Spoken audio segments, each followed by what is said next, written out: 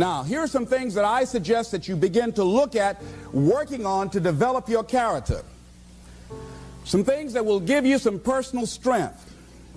Webster says character building activities. He says character, the pattern of behavior or personality found in an individual or group. Moral strength, self-discipline, fortitude. That's what's going to be required in order to begin to manifest your greatness. Now, looking at yourself, one of the things I'm suggesting you look at, what is it that you need to be in the process of doing more of or less of? Like being more direct. So I used to have a problem of not telling people what I actually thought because I didn't want to hurt anybody's feelings. Saying no without feeling guilty. More focused. So I used to be the jack of all trades and master of none. Used to do a lot of things. One year I decided to do one thing well. I looked at all of my talents and I decided the strongest one, my ability as a speaker, that's the one I'm going to focus on. But I'm capable of doing a lot of other things. But only when I decided to focus did I begin to reap the rewards of my talent. And then after you do that, you can begin to expand and use the other talents that you have. Deciding to keep your word. If you just decide, I'm going to keep my word. If I say something, I'm going to do it regardless. Being more considerate. More trusting. More disciplined. Being less fearful. Being more adventurous. Find something that you can look at your life that you say, hey, I know I've got a problem in this area, being late. I need to take care of that. Procrastinating. I need to deal with that. Not taking care of business. Being seriously not serious. Creating an imbalance in my life where I'm spending more time looking at television or having social fun and not spending enough time working on me. See, most people, ladies and gentlemen, spend more time working on their jobs than they spend working on themselves. They work harder on their jobs than they work on themselves. And whatever we achieve in life, whatever we create, whatever we're able to manifest comes out of the human mind. Now, I want you to think about 5 things that if you had the courage to do them, it will give you a feeling of satisfaction and self-respect. Think of 5 things that if you had the courage to do those things, you would feel a tremendous feeling of satisfaction within and self-respect. Take the time to write those things down, whatever they might be to you. It might be in your personal life. It might be in your friendships, your family relationships. It might be in your business. I was negotiating with a friend of mine that I admire a great deal. And this person went back on their agreement. And I did not challenge them on it. Number 1, because of my admiration for her. Number 2, because I really wanted the business, and I think she sensed that. So I didn't want to seem too picky, and I was nervous about it. And I was cowardly, because I should have said, listen, that's not what we agreed to. I should have called her on that. But I didn't want to look bad or to appear to be negative or risk losing the business. Look at 5 things that if you had the courage to do those things, that you would do those things. A lot of people say, well, I've been like this all my life. I just can't change. This is the way I am. I want to tell you that we're going to walk you through these 9 management disciplines in depth and show you how to really bring them to life in your business so you get real measurable growth, real top-line growth that's consistent as a system in your business. But everything is couched still within creating breakthroughs with your people. A system is only as strong as its leader. As I've already said, the chokehold on the progress in any company is always either the psychology or the skills of the leader. And I want to just point out before we begin, if you want to create a breakthrough is that moment in time where what was impossible suddenly becomes possible and people do it. They actually follow through. They don't just think about it. Breakthroughs I found in my life, really as I work with business people around the world, I've seen that there are 3 areas that breakthroughs happen. You can create huge change by getting a new strategy. In other words, you find a better system, a better way, you put that strategy in place. Sometimes you can compress decades into days. You can do in weeks or months or a year what you might have thought would take multiple years. The right strategy can really cut through all the waste, and that's really what technology. But sometimes people have the strategy. They know what to do. They know the breakthrough. They know what can make this all happen, but they don't do anything with it. And they don't do it with it. They don't follow through. It's like the typical example. Most Americans today are overweight, the majority. 3 out of every 4 men, and a third of our population, more than a third, 38%, are obese today. That means they're 30 pounds overweight or more. Why? Is it because the strategies of how to be fit, strong, or healthy are so complex? Or they're so expensive, only the 1% can afford them? Or they're hidden and you just have to work your guts out for years to find them? The strategies are everywhere, aren't they?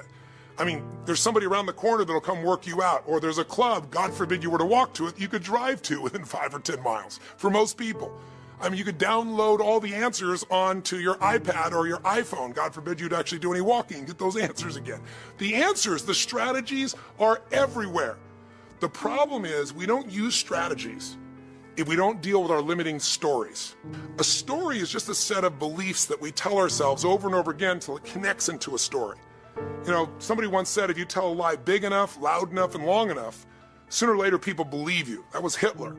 Well, we're Hitler in our own minds very often, and sometimes the salespeople you're managing are Hitler to themselves. They might start to hear stories about the product of your company, or a competitor has some advantage, or something about the economy. And there may be some truth to the story, but it's not the whole story, and they make it the whole story. They grab a hold of it as the reason why they aren't doing what they should be doing, or why the results aren't as high as they need them to be. There's always a look. We're all afraid of failing.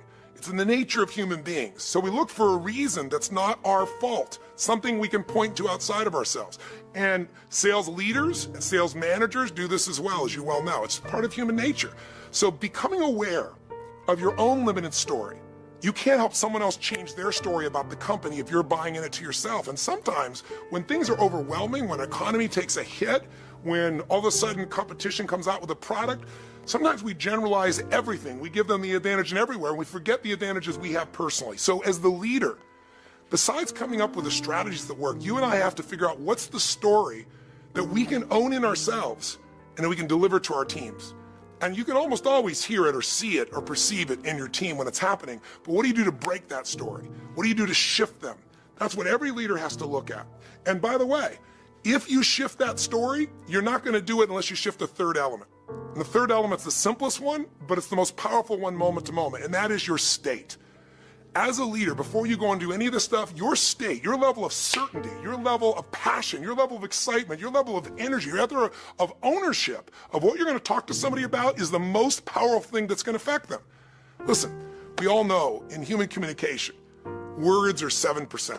That's all the researchers said, what the words you use. Now, certain words can ignite people, don't get me wrong, but words are the smallest part. What affects us more is voice qualities. Tone, tonality, tempo, volume, all of these things shift us even more. Studies show about 38%. But your body is 55%. Your gestures, your facial expressions. And I don't mean manipulating these in some fake way. I'm talking about when you get into a peak state, you get into a rant, you get into something you're excited about. I don't have some script right here to talk with you. I'm in state with you. I'm thinking about how to serve you right now, and I know there's certain things I've talked about that are important, and I'm going to come deliver them. If I was saying here now, point number 1 is this, and point number 2 is this, and here's the third thing, you're going to turn this thing off in a moment. You can read that damn stuff in a book. What we're looking from each other is an exchange. Listen, what makes somebody, like Mark Benioff, be able to do what he does? To be able to take this company from nothing to $4 billion in, 13 years. This man has had a story. He believed in the story of what's possible with a cloud. He immersed himself. He did the preparation. So he had not only a strategy, but he prepared his mind and body for what it is he really believed could make a difference. And then he got on fire with that passion and went around the country telling that story again and again and again. And he continues to do it, growing his company geometrically.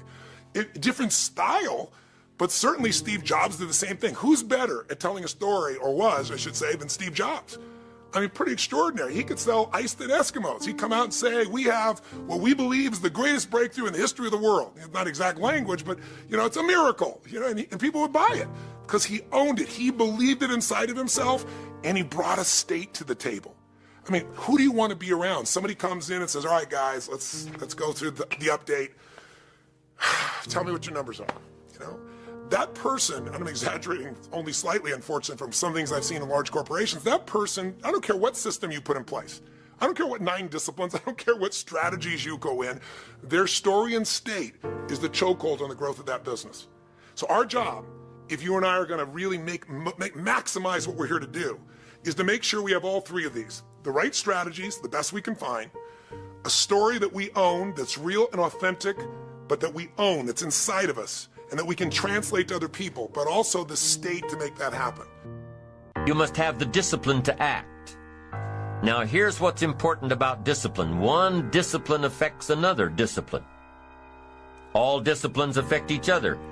In fact, here's a good philosophical phrase. Everything affects everything else. Nothing stands alone. Don't be naive and say, this doesn't matter. Of course it matters. It all matters. Some things may matter more than others, but everything matters. If you'd rather sleep in than go for a walk around the neighborhood, pretty soon it will matter. If you'd rather spend your money instead of saving it, pretty soon it will matter. If you'd rather put off a letter to an old friend instead of corresponding regularly, pretty soon it will matter. If you'd rather work late every night instead of going home and spending time with your family, pretty soon it will matter. It all matters. Every letdown affects the rest. If you won't walk around the block, you probably won't eat right. And you probably won't buy the books. And you probably won't attend the seminars. And you probably won't spend your money wisely. And after years of this, it all adds up. So the key to reversing this process is to start picking up the disciplines. It does matter. It all matters.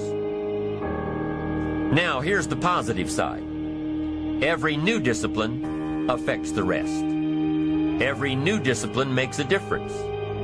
That's why action is so important. The smallest action, the least action. The action that you won't think will matter. It all matters. Take it. Because when you start accomplishing and the value starts to return, you'll find inspiration to do the next one and the next one and the next one. If you start walking around the block, it'll inspire you to start eating right. You start eating right, it'll inspire you to get a book.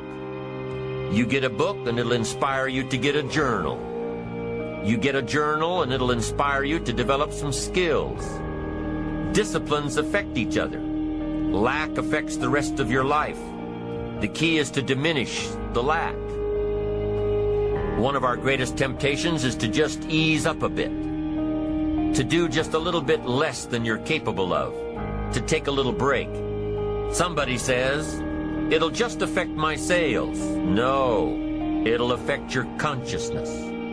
It'll affect your philosophies. It'll affect your home life. It'll affect everything. No, you can't ease up a bit. That's what vacations are for. When you're at work, work. When you're on vacation, rest. Wherever you are, be there. If you think about vacation when you're at work, you'll surely think about work when you're on vacation. You'll just mess it all up. So be disciplined. Get involved. Do all that it takes to get the job done. Get your health back. Get your bank account where it's supposed to be. Get your family in order. Get disciplined, be disciplined every day. When you set up the disciplines that give your life structure, miracles can happen. Multiply. And I'm telling you, anybody who wants to make a drastic change in their income can do it. I was broke at age 25 and a millionaire at age 31. Everything around me was the same. I changed. I refined my philosophy. I read the books. I took the classes. Started looking at life a little differently. I'm telling you, it works.